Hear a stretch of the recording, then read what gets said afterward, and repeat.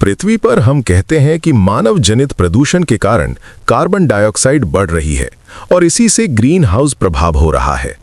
लेकिन एक बड़ा सवाल है, जब शुक्र ग्रह पर ऐसा कोई प्रदूषण नहीं था, ज्ञान ऑन आपको शुक्र के वातावरण में ले चलता है ये समझने के लिए कि वो ग्रह भट्टी की तरह गर्म क्यों हो गया।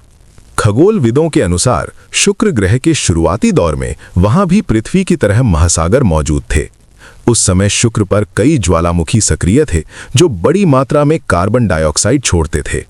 लेकिन ठीक पृथ्वी की तरह महासागरों का पानी इस CO2 को काफी हद तक अवशोषित कर लेता था और शेष CO2 चूना पत्थर यानी कार्बोनेट चट्टानों में कैद हो जाती थी।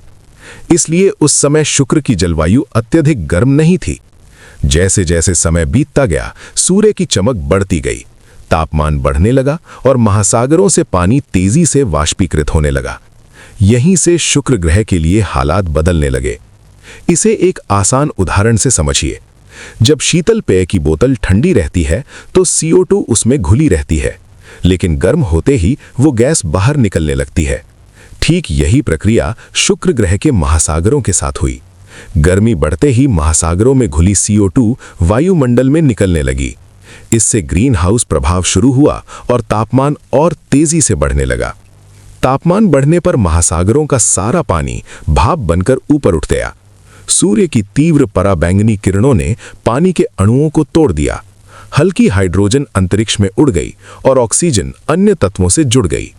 इसी दौरान महासागरों के सूखने से कार्बोनेट चट्टानें उजागर हुईं, जिनमें कैद CO2 भी वायुमंडल में मिल गई। ग्रीन हाउस प्रभाव और अधिक तीव्र हो गया। इस तरह जो शुक्र ग्रह कभी पृथ्वी जैसा समशीतोष्ण था, वो धीरे धीरे 480 डिग्री सेल्सियस तक गर्म एक नरक समान ग्रह बन गया। शुक्र हमें सिखाता है कि ग्रीन हाउस प्रभाव किसी भी ग्रह को पूरी तरह बदल सकता है।